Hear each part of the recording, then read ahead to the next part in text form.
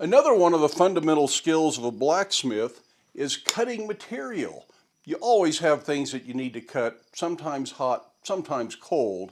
And in a modern shop, if you're cutting cold, that probably means more modern tools like a power saw or an angle grinder.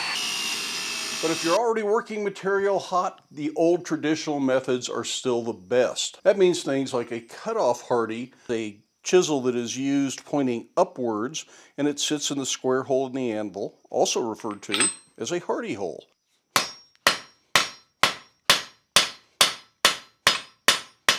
When using a hardy, don't cut all the way through the material you're working on. That's hard on your hammer and hard on the hardy. Instead, break it off when you get to the end.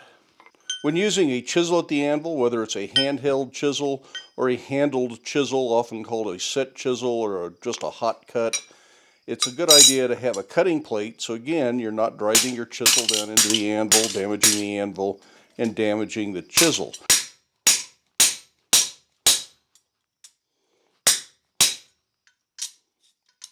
Plate is just a piece of mild steel, and it's plenty suitable for this job.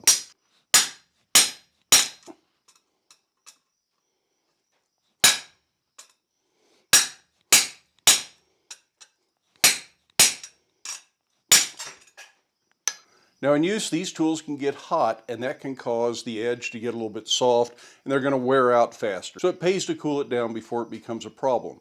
Generally, I just dip them in water, but it somewhat depends on what steel the tools are made out of.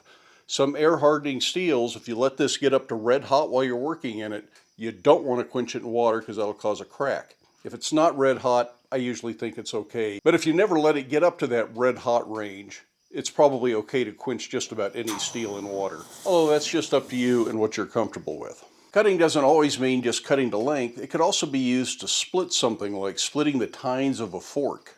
Working under the treadle hammer, which is foot operated, I can still hold the material in one hand, the hot cut in another hand, and it's an excellent way to work with tools like this.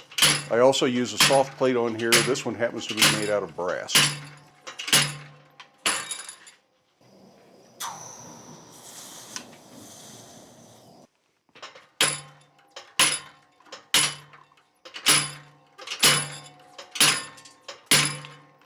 If you're just starting out, something like a hardy might be a little bit difficult for you to make because it takes a fairly big piece of steel, and you can buy these from some of the blacksmithing suppliers. But it is doable at the anvil if you take your time. Making a simple hot chisel is a great way to start, and through your blacksmithing career, you may make hundreds of very similar tools, specialty chisels, punches, all sorts of different things. So that's a good skill to develop if you don't have any hot cutting tools. Just make a chisel. I hope you found the information useful, and I do hope you have time in your day to get out to your shop, but be safe, wear your safety glasses.